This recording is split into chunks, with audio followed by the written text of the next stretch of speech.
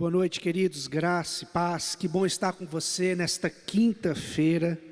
Eu creio que Deus já ministrou muito ao seu coração, e é bom nós descansarmos na certeza que Ele é soberano, que Ele é tremendo, e que nós vivemos para louvor e honra de sua glória.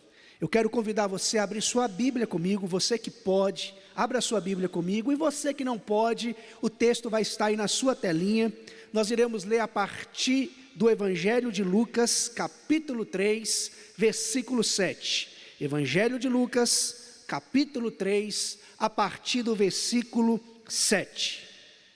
Diz assim as Sagradas Escrituras: João dizia às multidões que saíam para serem batizadas por ele: raça de víboras, quem lhes deu a ideia de fugir da ira que se aproxima? Deem frutos que mostrem o arrependimento, e não comecem a dizer a si mesmos: Abraão é nosso pai, pois eu lhes digo que destas pedras Deus pode fazer surgir filhos a Abraão. O machado já está posto à raiz das árvores, e toda árvore que não der bom fruto será cortada e lançada ao fogo. O que devemos fazer então? Perguntavam as multidões. João respondia: quem tem 2 túnicas, dê uma a quem não tem nenhuma, e quem tem comida, faça o mesmo. Alguns publicanos também vieram para serem batizados. Eles perguntaram: mestre, o que devemos fazer? Ele respondeu: não cobrem nada além do que lhe foi estipulado. Então alguns soldados lhe perguntaram: e nós, o que devemos fazer? Ele respondeu: não pratiquem extorsão, nem acusem ninguém falsamente, contentem-se com o seu salário. Pai, muito obrigado pela tua palavra. Nós queremos te ouvir nessa noite, que fortalezas sejam rompidas, que fortalezas caiam por terra, que a nossa mente possa ser transformada segundo o poder do teu evangelho, para que possamos dar frutos para louvor de sua glória. Fale conosco em nome de Jesus, amém. Tem uma frase do escritor C.S. Lewis, que me faz refletir muito a respeito da vida cristã, a respeito do ser cristão. C.S. Lewis diz o seguinte: se eu fosse te recomendar uma religião para lhe fazer sentir confortável, jamais lhe recomendaria o cristianismo. Vou repetir novamente a frase: se eu fosse te recomendar uma religião para lhe fazer sentir bem, para lhe fazer sentir confortável, certamente não lhe recomendaria o cristianismo. Esse texto que acabamos de ler faz jus a esta frase do C.S. Lewis. Imagine só alguém colocando o dedo na sua cara, apontando o dedo para você e te chamando de cobra peçonhenta. Eu tenho absoluta certeza que você não se sentiria confortável com isso. Imagina alguém dizendo que você é uma cobra venenosa, que a sua natureza é semelhante à natureza de uma víbora traiçoeira e mortal. Você se sentiria confortável? Você se sentiria feliz em ser chamado desse jeito? Eu tenho absoluta certeza que não. Pelo contrário, talvez isso causaria um abalo psicológico, um abalo emocional. Você ficaria triste, injuriado, e talvez pensaria até em processar essa pessoa que difamou você, dizendo: olha, eu quero danos morais. Agora, quando a gente olha para esse texto, quando nós olhamos para a mensagem de João, nós percebemos que era exatamente esta a mensagem que João Batista pregava para a sua igreja.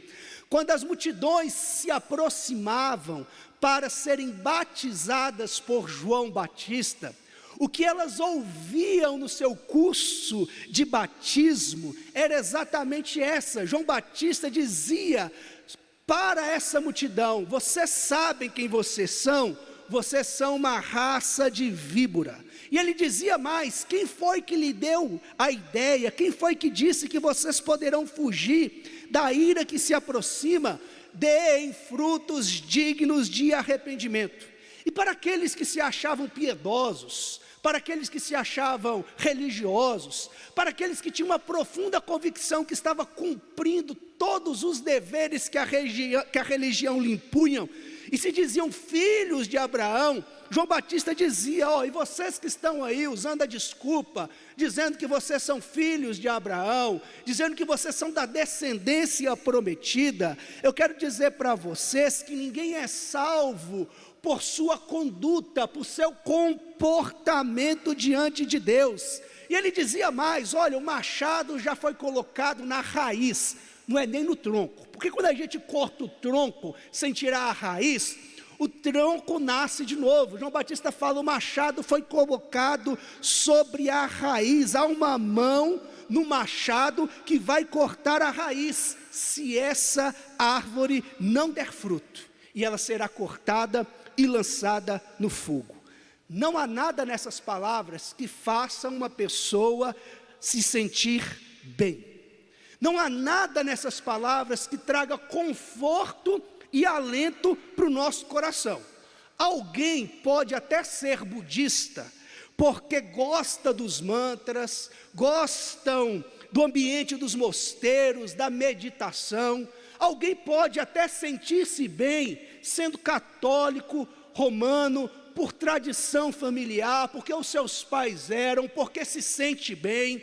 Alguém pode se sentir bem sendo evangélico, gosta do ambiente da igreja, gosta dos louvores, se sente em comunhão, mas ser cristão não é uma questão de sentir-se bem. Nós não podemos ser cristãos porque nós nos sentimos bem, porque pelo contrário, ser discípulo de Jesus é uma questão de renúncia.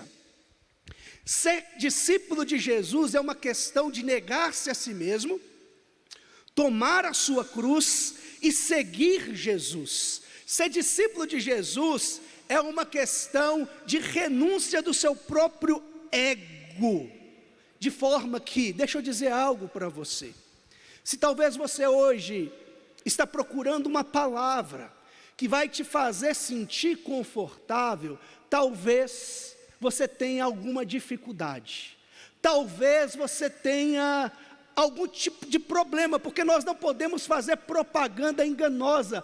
Por quê? Porque o Evangelho nos confronta, porque o Evangelho entra no nosso coração, entra na nossa vida como uma espada que corta dos dois lados, e que rasga, e que penetra, e que divide toda a nossa vida, porque ser cristão não é uma questão de sentir-se bem, pelo contrário, é uma questão de renúncia. O chamado de Cristo para todo aquele que deseja ser seu discípulo, é um chamado ao arrependimento, e arrependimento significa que fortalezas que foram construídas na nossa mente, fortalezas estas que são consequência de quem somos, que são consequências do mundo que nós vivemos, que são consequência dos nossos traumas, da nossa história, da nossa identidade, do nosso pecado. Esse arrependimento é consequência dessas fortalezas da mente que estão sendo rompidas, para que possamos ser transformados. E nesse texto, João Batista olha para essa multidão, a quem ele chamou de raça de víbora, a quem ele chamou de cobra venenosa, e convida essa multidão ao arrependimento, dizendo que o fruto, a consequência do arrependimento, são os frutos que eles darão, são os frutos que eles entregarão. Qual a consequência que fortalezas na sua mente estão ruindo? Os frutos que você dá, a forma que você vive, o jeito que você exala a sua vida, no contexto em que você está inserido. Qual tipo de fruto que você tem produzido, que demonstra uma mudança radical no seu estilo de vida, na sua atitude com relação a escolhas e posições que você toma no seu dia a dia? Quando as multidões ouviram a mensagem de João Batista, elas perguntaram: o que nós devemos fazer então? Quais são esses frutos que nós devemos dar? De que forma que nós devemos viver? E João Batista, então, a partir do versículo 11, ele começa a falar quais eram as atitudes práticas com relação a alguns grupos daqueles que estavam inseridos no meio daquela multidão. Porque ao ouvirem essa mensagem de João Batista, que trouxe desconforto, que trouxe confronto, eles entenderam que máscaras estavam caindo. Eles entenderam que fortalezas estavam sendo jogadas por terra. E a pergunta que eles fizeram: o que nós construímos como resultado de vida no lugar de fortalezas que estavam nos amarrando e que foram jogadas por terra? Como que tem que ser o nosso estilo de vida agora, João? Como que nós devemos viver? Quais frutos nós devemos produzir? E a partir do conselho que João Batista dá para as multidões, para os publicanos, para os soldados, aprendemos quais são os frutos que Deus espera de nós como resultado de uma vida que está sendo reconstruída por Cristo. É algo muito importante nós entendermos que, em primeiro lugar, o Evangelho nos desconstrói. Você já teve a oportunidade de participar de uma reconstrução? Você tinha uma casa, ou algum bem, ou um carro, e você então achou que era uma hora de uma reforma, que era hora de você derrubar algumas paredes, que era hora de você tirar algumas colunas de algum lugar, que era hora de você mudar os móveis, que era hora de você mudar algumas coisas no seu carro. Desconstruir dá mais trabalho do que construir. E a primeira coisa que o Evangelho faz em nós, como resultado da palavra que está sendo pregada, é que ele nos confronta para a desconstrução, porque existem coisas nas nossas vidas que precisam ser arrancadas. Eclesiastes fala que há tempo de semear, mas há tempo de arrancar. E o tempo de arrancar é um tempo que traz desconforto, é um tempo que traz dor, porque o que o Evangelho faz em nós é nos amputar. E era isso que João Batista estava dizendo para aquela multidão: olha, vocês precisam entender quem vocês são, porque só entendendo quem vocês são, vocês poderão ser desconstruídos, para que algo novo seja construído na vida de vocês, a partir de uma nova atitude, que tem como consequência o arrependimento. E essas novas atitudes eu dou o nome de frutos. Quais frutos são necessários existir na nossa vida, que apontam para uma desconstrução, mas que mostram também que o Evangelho está sendo construído em nós de dentro para fora? Primeiro, João Batista nos mostra que há uma grande necessidade, que a consequência imediata do nosso coração nas mãos de Cristo é uma nova consciência em relação àqueles que são em relação àquele que é o nosso próximo, em relação àqueles que estão ao nosso redor. Os 3 conselhos de João tratava-se de uma nova perspectiva de relacionamento horizontal, tratava-se da vida horizontal que carregamos todos os dias. Quando nós falamos de vida vertical, nós falamos do nosso relacionamento com Deus. Quando nós falamos de vida horizontal, nós falamos de relacionamento com o próximo, com a vida, com aqueles que estão ao nosso redor, de forma que é consequência imediata do meu relacionamento com Deus, a forma que eu me relaciono com aqueles que estão ao meu redor. De forma que o primeiro fruto que demonstra que realmente o Evangelho está construindo algo novo na minha vida a partir das fortalezas que ele rompeu, é que eu agora passo a me relacionar com os outros a partir de uma nova perspectiva. E uma nova consciência em relação ao próximo significa, primeiro, experimentar relacionamentos transformados. A consequência direta da nossa transformação é a transformação dos nossos relacionamentos. A vida com Deus que eu tenho é evidenciada na forma de tratar aqueles que estão ao meu redor. A vida com Deus não se evidencia pelo quanto eu oro, por quanto eu conheço a Bíblia. A vida com Deus se evidencia por quanto eu amo e como eu transformo esse amor em atitude, como eu transformo esse amor em consequências que geram frutos e transformação a partir daqueles que estão ao meu redor. Quando a multidão chega para João Batista e pergunta: olha, o que eu faço? Como nós devemos nos comportar? Ele dá 3 conselhos que têm a ver com como você está tratando o seu próximo. Como que você está tratando aqueles que fazem parte da vida de vocês? O que eu quero dizer com isso? O que eu quero dizer com isso é que o seu casamento precisa ser transformado diariamente. E o seu casamento é transformado não a partir da transformação que Deus vai fazer na sua esposa ou no seu marido.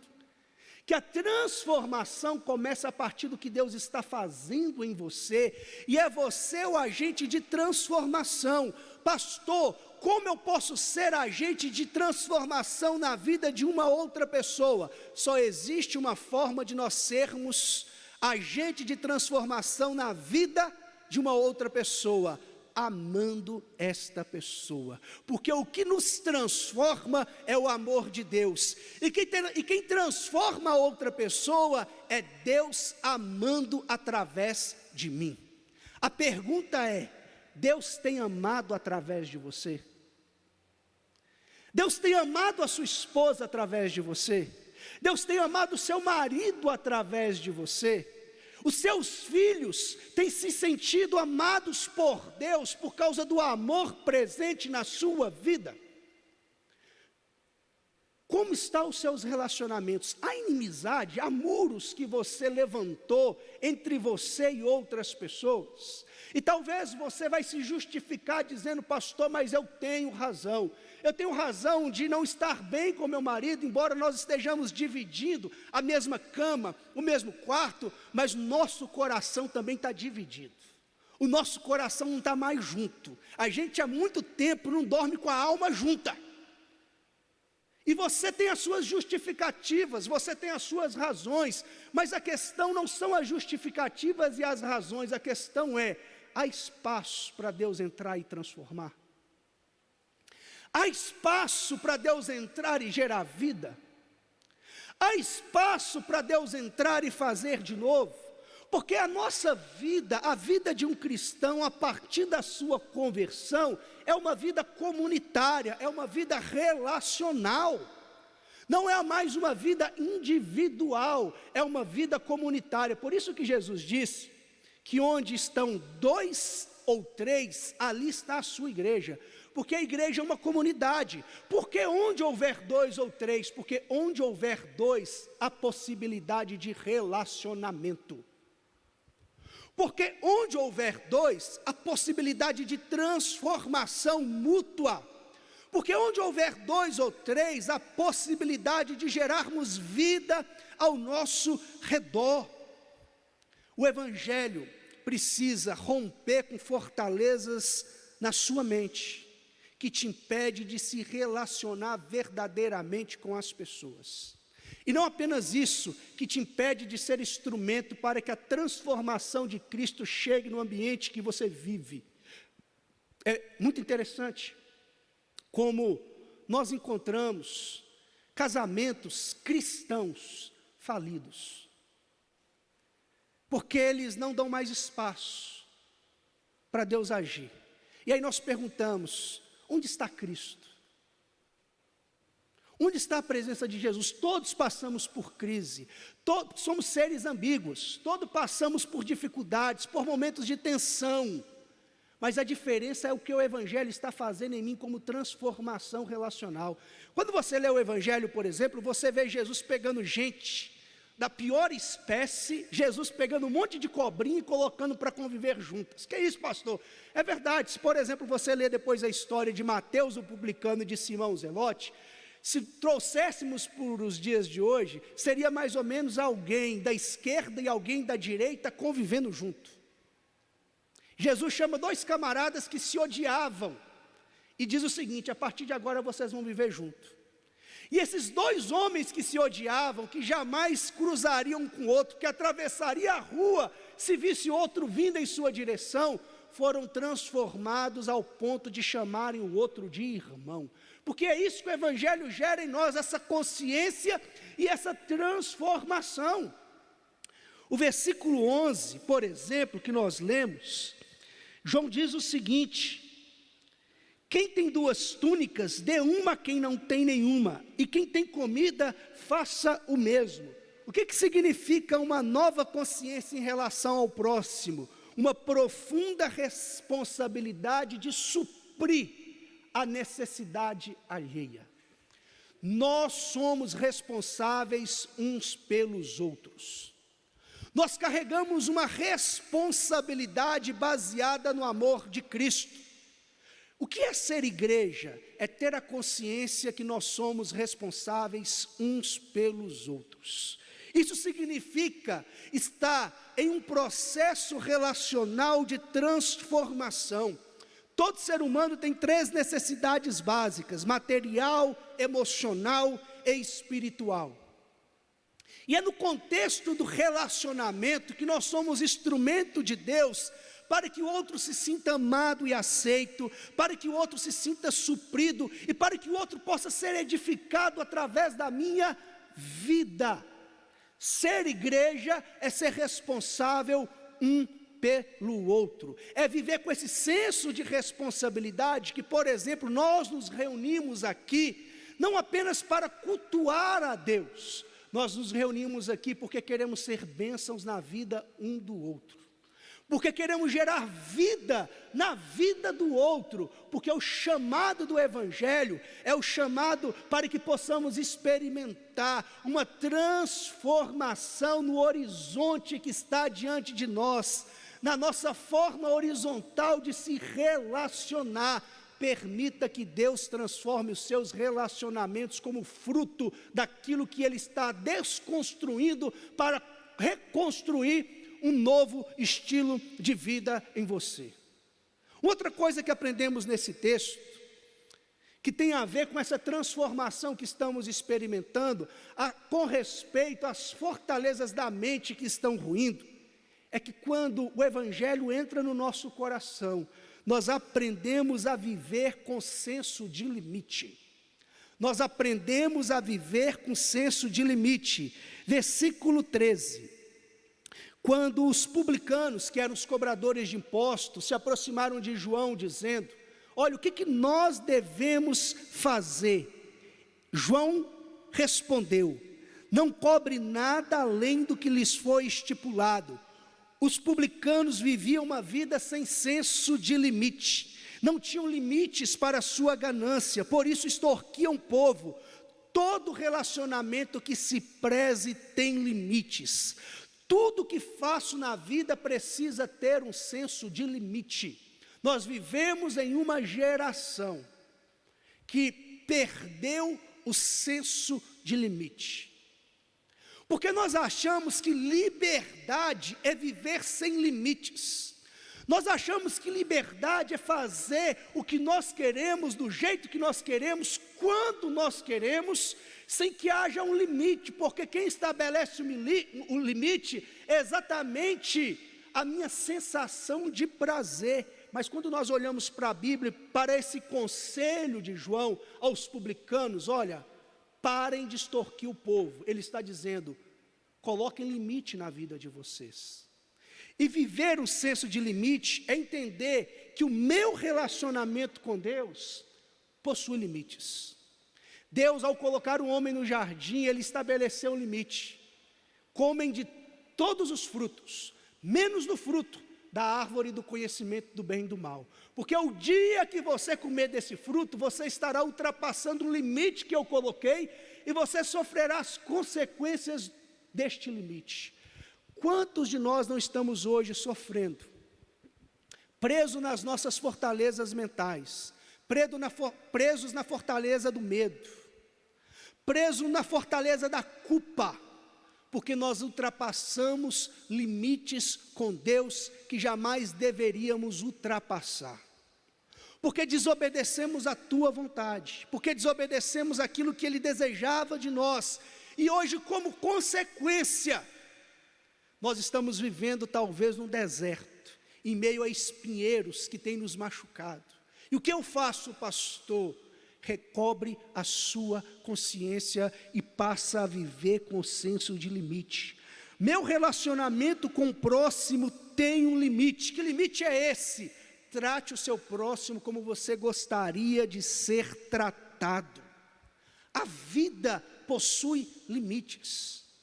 É importante nós estabelecermos limite. Você, namorado, estabeleça limites para com a sua namorada. Você, namorada, estabeleça limites com o seu namorado. Você, esposa e marido, há limites que vocês não podem ultrapassar. Pais, estipulem limite para os seus filhos.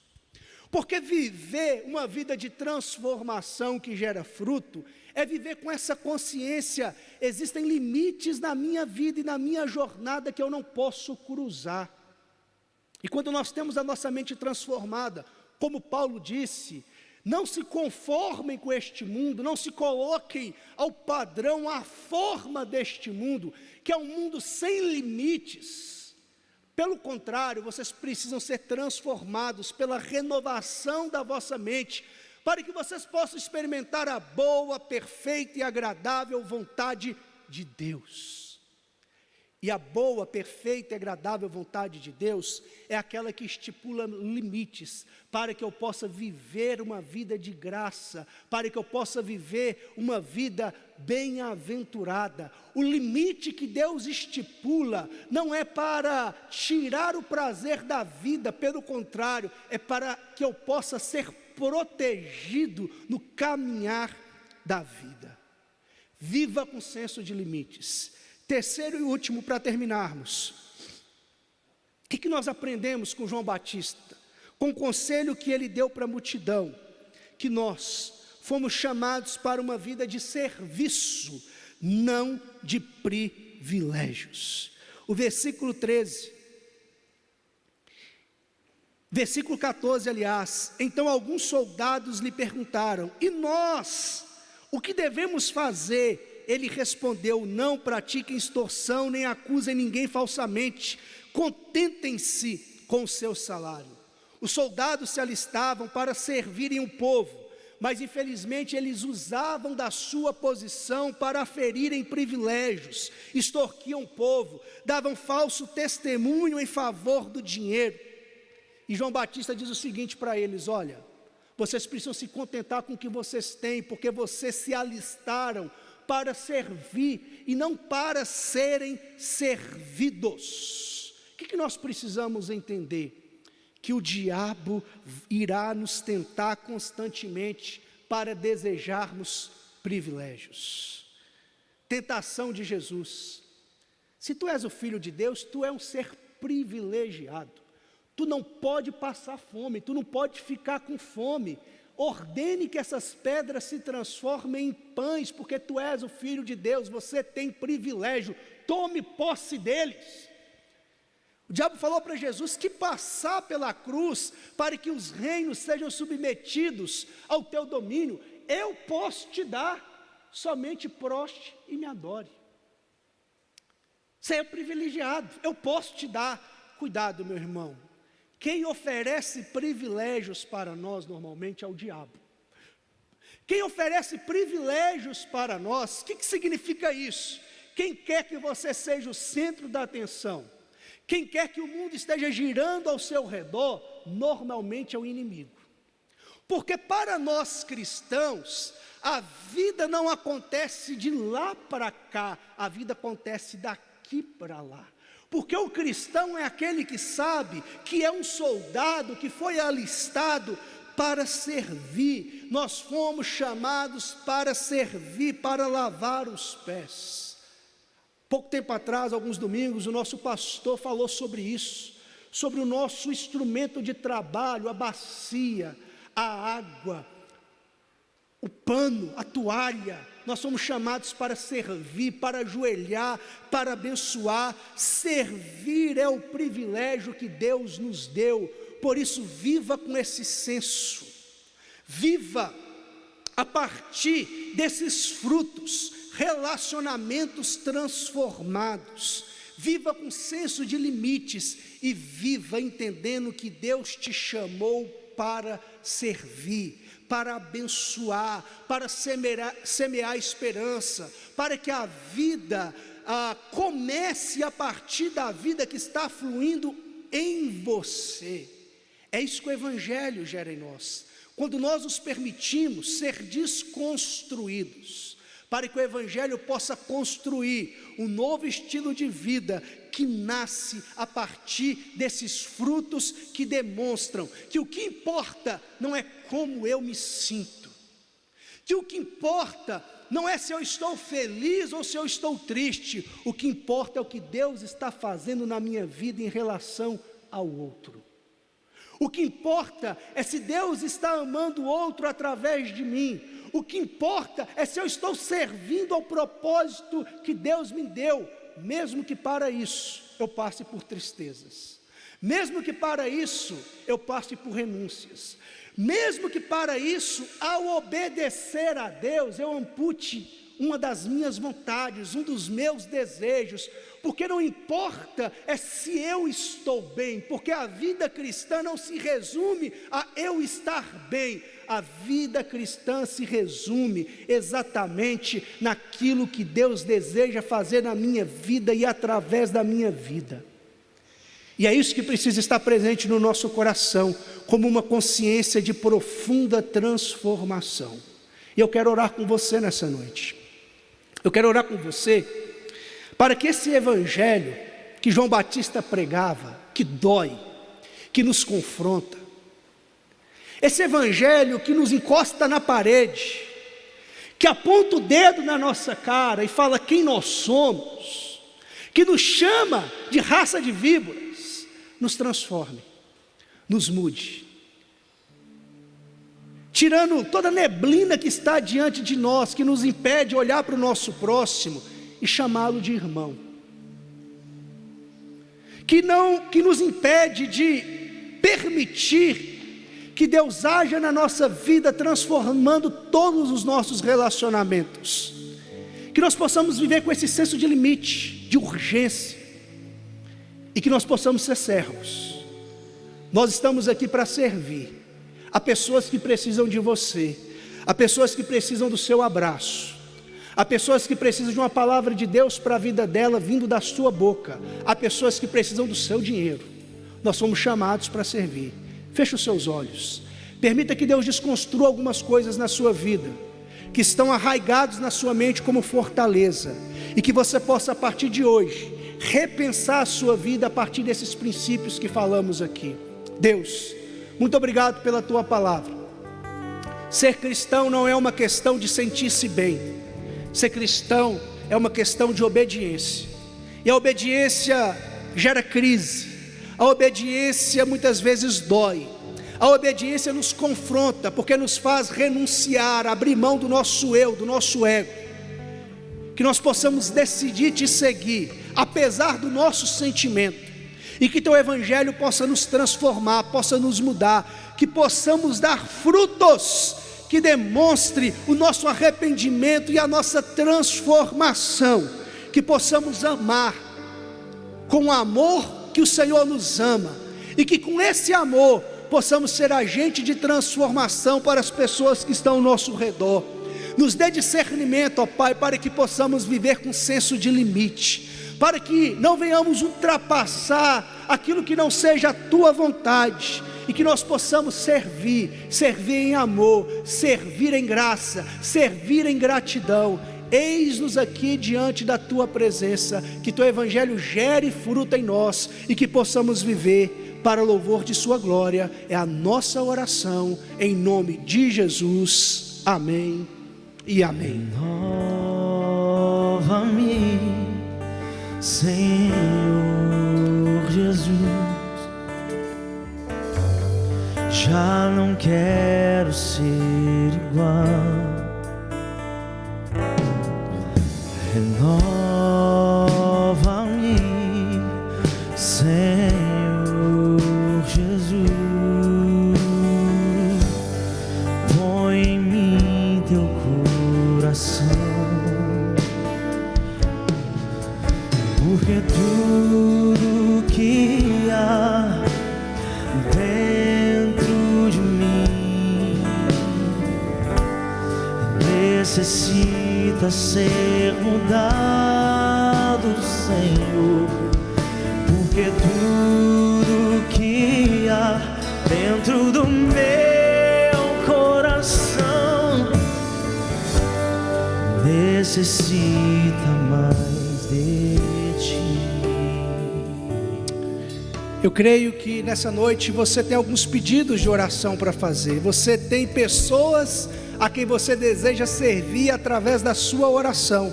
Nós vamos terminar orando por essas pessoas, orando pelos nossos pedidos e agradecendo a Deus por essa noite abençoadora que desfrutamos junto da presença dEle e da presença uns dos outros, mesmo que conectados pela internet. Deus, em nome de Jesus Cristo, nós te agradecemos pelo seu cuidado, pelo seu amor, e queremos apresentar diante do Senhor os nossos pedidos de oração, ó Pai. Queremos rogar ao teu Espírito Santo que traga consolo, que traga renovo, que renove a fé, as forças, o entusiasmo do seu povo, ó Pai. Que possamos, em nome de Jesus Cristo, ser transformados, para que possamos prosseguir, e sendo transformados, que possamos transformar as pessoas, ó Pai. Por isso, nessa noite nós oramos por transformação. Transforme a minha família, a minha esposa, transforme os maridos, os filhos, que o Senhor possa visitar pessoas que precisam de cura, pessoas que estão internadas, pessoas que agora possam estar em leito de enfermidade, ó Pai amado, por consequência da Covid ou de qualquer outra enfermidade. Que a tua boa mão possa estar sobre essas pessoas, sobre esses irmãos, curando, restaurando em nome de Jesus Cristo. Pessoas que precisam de portas abertas, pessoas que precisam de direção, que o Senhor possa entrar no cenário da vida, que possamos tocar no Senhor e que do Senhor possa sair poder que transforma, ó Pai. Obrigado por essa noite, obrigado pela companhia dos nossos irmãos, obrigado porque mesmo, Pai amado, diante de um momento como esse, podemos estar junto em espírito. Fique conosco, nos abençoe, nos guarde, em nome de Jesus, amém. Estenda suas mãos, que o amor de Deus nosso Pai, que a graça do Senhor Jesus Cristo e o consolo do Espírito Santo esteja com você hoje e sempre, amém.